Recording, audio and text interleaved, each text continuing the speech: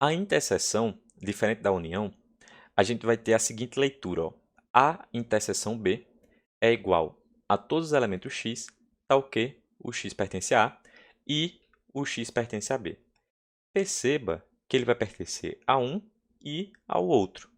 E aí é que eu te digo, na interseção, a gente só pega elementos que são comuns, que são iguais nos dois conjuntos. Então, aqui, por exemplo, eu poderia dizer para você que a interseção B ele seria igual a um conjunto de elementos iguais aqui.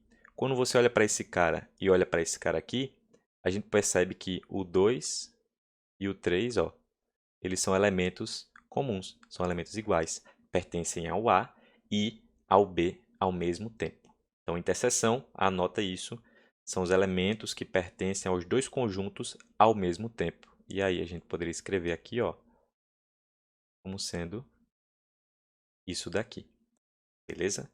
Então, isso é interseção. E por diagrama de Venn, como é que a gente representaria? Vem comigo aqui, ó.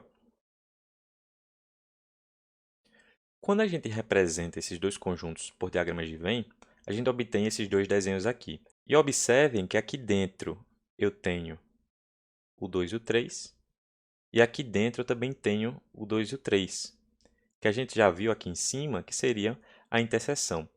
Para desenhar isso, minha gente, a gente tem a seguinte representação. Veja só, a interseção com B teria que dar igual a esse conjunto aqui, ó. Esse desenho aqui vai representar justamente aqui no meio a interseção 2, 3. Aqui eu vou ficar com o elemento 1, que não está no B, ele está apenas no A aqui, ó, do lado de cá no A. E aqui eu vou ficar com o elemento 4, que não está no A, está apenas no B. E no meio, na interseção, que é essa parte aqui, ó, fica os elementos em comum dos conjuntos, tá? Então, a representação do diagrama de Venn para a interseção é justamente essa daqui. Aqui no meio, a gente vai ter, ó, o A interseção B. Vocês perceberam que lá da música da Xuxa, azul com amarelo, tá verde? Agora vamos falar sobre subtração de conjuntos. Vamos para a leitura, ó.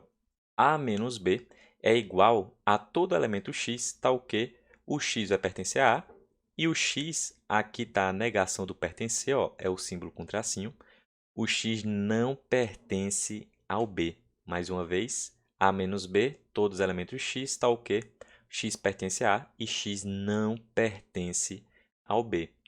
Eu acho que fica claro isso porque eu estou fazendo uma subtração. Eu estou pegando o conjunto A e estou subtraindo todo o B. Vamos para esse exemplo aqui, ver como é que fica, ó. Aqui, se eu quiser fazer para você A menos B, eu poderia escrever o seguinte, ó. Vamos pensar comigo? A tem 1, 2 e 3. B tem 2, 3 e 4 como elementos. Percebem que eu pego o A e tiro o B, eu vou ter que eliminar esses caras que são comuns, justamente porque eu estou subtraindo. Então, eu ficaria só com o que do conjunto A? Com o número 1. Porque eu peguei todo o conjunto A e subtraí o quero B. Você deve estar se perguntando agora, sim, e o 4? O 4 não tinha no A, então não preciso tirar o que não tem. Eu tiro só o que tem em comum. Ficou claro? Em diagrama de Venn, a gente já poderia representar da seguinte maneira. Ó. Vocês percebem que aqui esses dois conjuntos têm o 2 e o 3 em comum, né? Então, eu poderia representar ó, dessa maneira aqui, né? Dessa maneira aqui.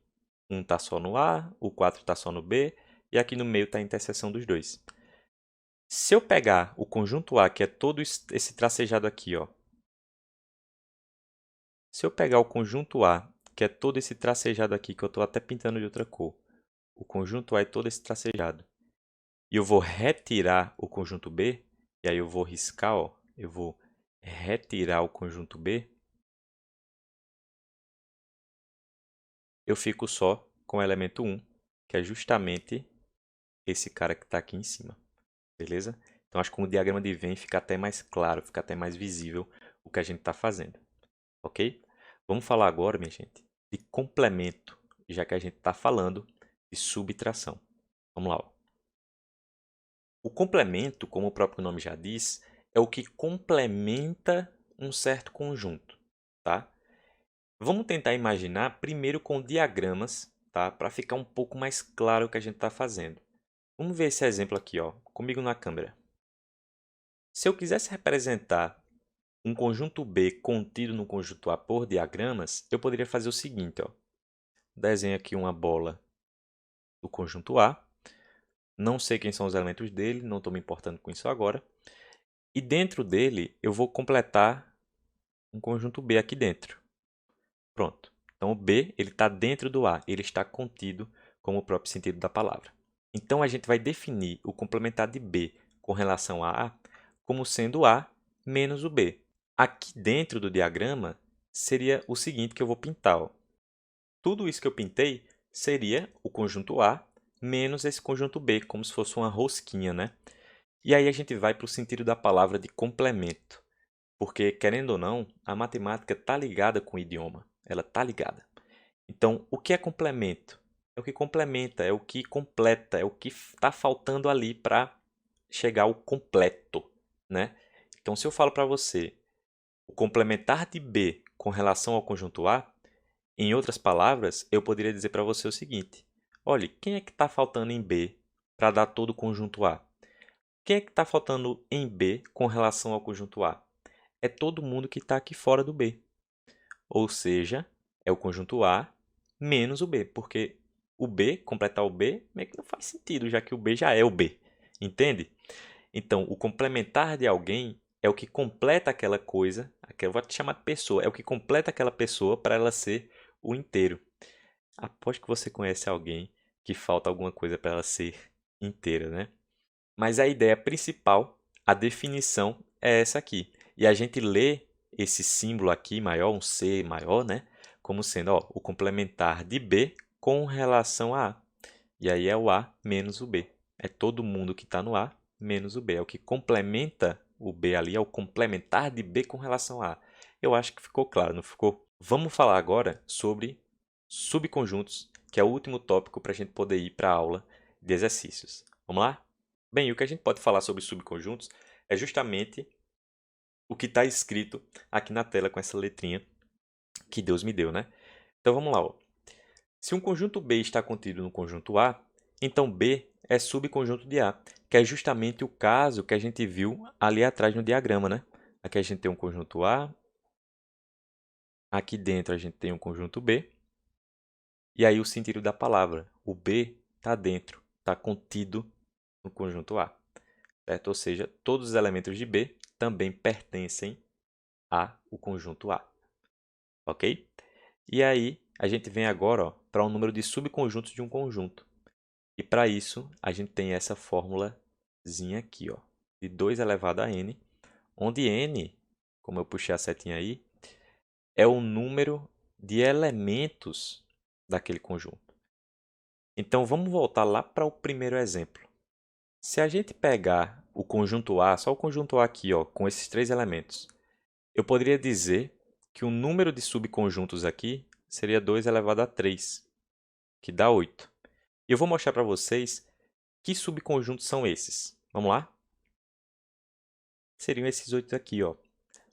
O conjunto do elemento A, o conjunto do elemento B, do C, e assim por diante, ó, formando os pares. Você pode contar, são 8 subconjuntos no conjunto de 3 elementos. Tá? Esses seriam todos os subconjuntos daqui. Bem, de teoria, em resumo, em grosso, é isso que a gente precisa saber e entender sobre conjuntos. Agora, a gente pode colocar isso na prática fazendo três, três, Vixe, que cai a chuva. Não tinha nada a ver com isso. fazendo 3 exercíciozinhos aí na próxima aula, beleza? Vamos lá.